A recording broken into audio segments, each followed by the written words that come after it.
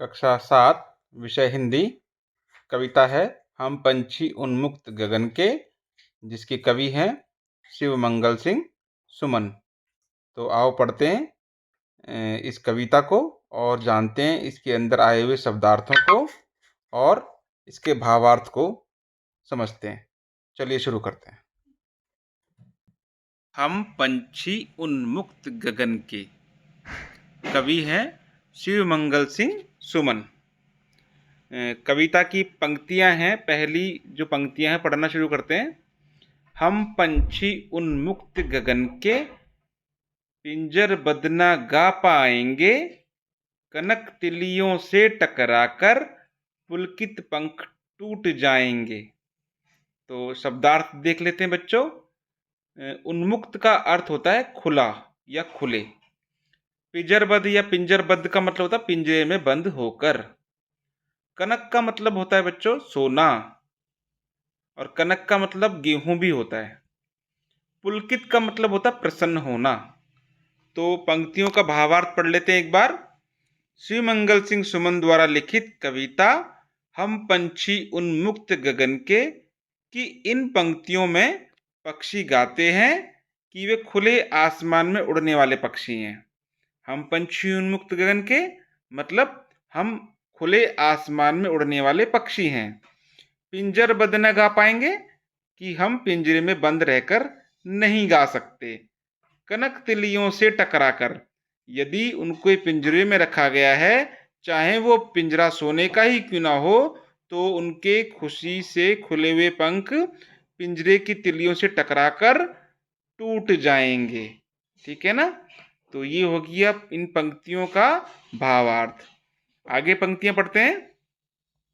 हम बहता जल पीने वाले, मर जाएंगे भूखे प्यासे, कहीं भली है कटुक निबोरी, कनक कटोरी की मैदा से। शब्दार्थ देख लेते हैं बच्चों। कटुक का अर्थ है यहाँ पर कड़वी, और निबोरी मतलब नीम का फल, जो नीम के ऊपर, नीम के पेड़ के ऊपर जो फल लगता है उसे निबोरी बोलते हैं। ठीक है। कनक कटोरी, कनक अभी बताया था ऊपर, कनक मतलब सोना। कटोरी तो आपको मालूम है घरों में इस्तेमाल करते हैं जिसमें हम सब्जी डाल के खाते हैं। तो कनक कटोरी मतलब सोने की कटोरी। तो पहली लाइन में वो बोलता है, कवि जो कहते हैं वो कहते हैं कि हम बहता जल पीने वाले कि अब हम भावार्थ पढ़ लेते हैं कि शिवमंगल सिंह सुमन द्वारा लिखित कविता हम पंछी उन्मुक्त गगन के कि इन पंक्तियों में पक्षी गाते हैं कि पक्षियों को नदी झरने का बहता जल पीना पसंद है। ठीक है। और वे उस जल के लिए अपने प्राण त्यागने को तैयार हैं। हम मर जाएंगे भूखे प्यासे। ठीक है। तो यही कह रहे हैं कि वो अपने प्राण भी त्याग देंगे अगर ये वाला हमें बहता जल नहीं मिलेगा तो। पक्षियों को खाने में कड़वी निबोरी सोने की कटोरी में दी गई मैदा से अधिक अच्छी लगती है। अर्थात अगर आप पिंजरे में कोई बंद कर दे आपको, और सोने की कटोरी में आपको कोई मैदा से बनी हुई स्वादिष्ट चीज़ दे, तब भी वो पक्षी कहते हैं हमें तब भी वो अच्छी नहीं लगेगी। उससे अच्छा हम स्वतंत्र होकर आज़ादी से नीम की कड़वी निबोरी खाना पसंद करेंगे, ना कि पिंजरे में रहकर मैदा की स्वादिष्ट चीज खाना। चलिए अगली पंक्तियां देख लेते हैं। स्वर्ण श्रृंखला के बंधन में अपनी गति उड़ान सब भूले, बस सपनों में देख रहे हैं तरु की फुनगी पर के झूले। तो शब्दार्थ हैं बच्चों। स्वर्ण श्रृंखला मतलब सोने की सलाखें। ठीक है। सलाखें मतलब सोने की जेल। ठीक है ना। सलाखें मतलब जो लोहे की, आपने जेल देखी होगी तो उसका दरवाजा जो होता है उसमें जो लोहे की डंडियां होती हैं, जो सलाखें होती हैं, यहाँ पर सोने की सलाखें। स्वर्ण मतलब सोना। तरु का अर्थ होता है बच्चों पेड़, और फुनगी का मतलब होता है बच्चों डाली का अंतिम सिरा। तो भावार्थ पढ़ लेते हैं उपरोक्त उपरोक्त पंक्तियों का। तो हम जब भी एग्जाम में लिखेंगे ऐसे ही लिखेंगे कि शिवमंगल सिंह सुमन द्वारा लिखित कविता हम पंछी उन्मुक्त गगन के कि इन पंक्तियों में पक्षी गाते हैं कि वे सोने के पिंजरे में बंद रहकर अपनी उड़ान और गति भूल गए हैं, और वे पिंजरे में बंद रहकर सपनों में ही पेड़ की डाले की फुनगी के झूले देख रहे हैं। तो समझा बच्चों। चलिए अगली पंक्तियां देख लेते हैं। ऐसे थे अरमान की उड़ते। अब पक्षी जो पिंजरे में बंद हैं वो ये कह रहे हैं कि ऐसे थे अरमान की उड़ते नीले नभ की सीमा पाने। ठीक है, लाल किरण सी चोंच खोल चुगते तारक अनार के दाने। तो यहाँ पर शब्दार्थ देख लेते हैं। अरमान का यहाँ अर्थ है बच्चों इच्छा, अपनी मर्जी से। नभ का अर्थ है यहाँ आकाश, और चुगते मतलब चुनना। ठीक है, अपनी मर्जी से किसी चीज को चुनना। तारक अनार का अर्थ है यहाँ पर तारे जैसे अनार के दाने। तो भावार्थ देख लेते हैं। शिवमंगल सिंह सुमन द्वारा लिखित कविता हम पंछी उन्मुक्त गगन के कि इन पंक्तियों में पक्षी गाते हैं कि उनकी इच्छा उड़कर नीले आकाश की सीमा को पा लेने की थी और वे अपनी लाल चोंच से तारों जैसे अनार के दानों को चुन लेना चाहते थे। तो पक्षी अपने मन की बात कह रहे हैं कि अगर हम स्वतंत्र होते तो इस आकाश को हम पा लेते, इसकी सीमा को, यानी आकाश में आजादी से उड़ते। अगली पंक्तियां देख लेते हैं। होती सीमाहीन क्षितिज से इन पंखों की होड़ा होड़ी, या क्षितिज मिलन बन जाता या तंती सांसों की डोरी। तो शब्दार्थ देख लेते हैं बच्चों। जो आपको कठिन जो शब्द हैं जो समझ नहीं आ रहे, जैसे क्षितिज है, क्षितिज का अर्थ है यहाँ पर ऊंचा आकाश या फिर अंतरिक्ष। तो भावार्थ देख लेते हैं उपरोक्त पंक्तियों का क्या मतलब है। तो क्या भाव निकल के आ रहा है, कवि क्या कहना चाहते हैं। तो भावार्थ होगा शिवमंगल सिंह सुमन द्वारा लिखित कविता हम पंछी उन्मुक्त गगन के की इन पंक्तियों में पक्षी गाते हैं कि वे सीमाहीन क्षितिज, जिसकी कोई सीमा नहीं है, सीमाहीन क्षितिज मतलब अंतरिक्ष या ऊंचा आकाश की सीमा तक जाना चाहते हैं, और सीमा तक जाते जाते अपने पंखों के द्वारा ऊंचे आकाश से होड़ लगाना चाहते हैं।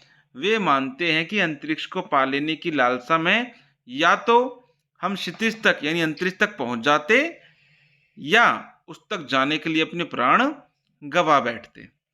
तो कविता की अगली पंक्तियां पढ़ लेते हैं। नीड़ न दो चाहे टहनी का, आश्रय छिन्न भिन्न कर डालो, लेकिन पंख दिए हैं तो आकुल उड़ान में विघ्न न डालो। तो शब्दार्थ है, नीड़ मतलब होता है घोंसला, और ठिकाना का अर्थ होता है, आश्रय का अर्थ होता है ठिकाना या घर। आकुल मतलब बेचैन, विघ्न का अर्थ है बाधा। तो उपरोक्त पंक्तियों को बच्चों एक बार हम देख लेते हैं क्या कहना चाहते हैं कवि इन पंक्तियों के माध्यम से। तो भावार्थ है बच्चों शिवमंगल सिंह सुमन द्वारा लिखित कविता हम पंछी उन्मुक्त गगन के की इन पंक्तियों में पक्षी गाते हैं कि चाहे उनको पर रहने का आश्रय मत दो, चाहे उनको रहने का आश्रय मत दो, यानी कि रहने के लिए घर मत दो, या उनका घोंसला छिन्न भिन्न कर डालो, यानी उनके जो घोंसले को आप खराब कर दो, तोड़ दो, मगर ईश्वर द्वारा दिए गए पंख से उन्हें उड़ने से मत रोको। तो बच्चों ये इस कविता की सभी पंक्तियों का हम शब्दार्थ देख लिया और भावार्थ भी समझ लिया। एक बार आप इनको दोबारा देख लें, आपको और अच्छी तरह समझ आ जाएगा। आइए चलिए आगे हम करते हैं इस कविता से संबंधित आपकी पाठ्य पुस्तक में जो प्रश्न दिए हुए हैं उनके उत्तर हम देख लेते हैं। चलिए करते हैं, शुरू करते हैं।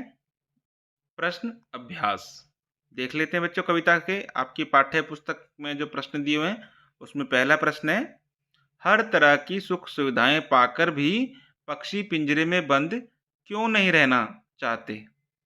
तो इसका उत्तर होगा, हर तरह की सुख सुविधाएं पाकर भी पक्षी पिंजरे में बंद इसलिए नहीं रहना चाहते क्योंकि वे पिंजरे में अपनी इच्छाएं पूरी नहीं कर सकते। प्रश्न नंबर 2 है, पक्षी उन्मुक्त रहकर अपनी कौन कौन सी इच्छाएं पूरी करना चाहते हैं। तो इसका उत्तर होगा बच्चों, पक्षी उन्मुक्त रहकर गगन में उड़ना चाहते हैं, नदी और झरने का बहता जल पीना चाहते हैं, पेड़ की कड़वी निवोरी खाना चाहते हैं, नीले नभ की सीमा पाना चाहते हैं, और तारों को खाना चाहते हैं और स्वतंत्र जीवन जीना चाहते हैं। अगला प्रश्न है, भाव स्पष्ट कीजिए। या तो क्षितिज मिलन बन जाता या तंती सांसों की डोरी। इसका भाव बताना है यानी अर्थ बताना है। तो भावार्थ निकलता बच्चों इसका, पक्षी या तो उड़ते उड़ते क्षितिज तक पहुंच जाते हैं या क्षितिज तक जाने के लिए अपने प्राण गवा बैठते। कविता से आगे भी कुछ प्रश्न दिए हुए हैं, उनको भी हम एक बार देख लेते हैं। पहला प्रश्न है, बहुत से लोग पक्षी पालते हैं, क पक्षियों को पालना उचित है अथवा नहीं, अपने विचार लिखिए। तो हम अपने विचार यहाँ पर लिख देते हैं, आप अपने विचार अलग से भी लिख सकते हैं। तो जो हमारे समझ में आया हमने उसका उत्तर लिखा है, आप एक बार देख लें। तो इसका उत्तर है, हमारे विचार से पक्षियों का पालना उचित नहीं है, क्योंकि पक्षी खुले गगन में उड़कर ही प्रसन्न होते हैं और शोभा देते हैं। जिस प्रकार मानव को पिंजरे में बंद रहना पसंद नहीं, उसी प्रकार पक्षी सोने के पिंजरे में खुश नहीं रह सकते। अगला प्रश्न है, ख क्या आपने या आपकी जानकारी में किसी ने कभी कोई पक्षी पाला है? उसकी देखरेख किस प्रकार की जाती होगी, लिखिए। अब बच्चों, ये तो अगर आपके आसपास किसी ने कोई पक्षी पाला हुआ है तो आप उससे बात करके इस जानकारी को प्राप्त करके तब इसका उत्तर खुद लिख सकते हैं। चलिए अगला प्रश्न देख लेते हैं। पक्षियों को पिंजरे में बंद करने से केवल उनकी आज़ादी का हनन ही नहीं होता, अपितु पर्यावरण भी प्रभावित होता है। इस विषय पर 10 पंक्तियों में अपने विचार लिखिए। चलिए 10 पंक्तियों तो नहीं, लेकिन कुछ पंक्तियों में इसके हम उत्तर लिखने की कोशिश करते हैं। तो इसका उत्तर हम लिख सकते हैं कि पक्षी पर्यावरण का अभिन्न हिस्सा हैं।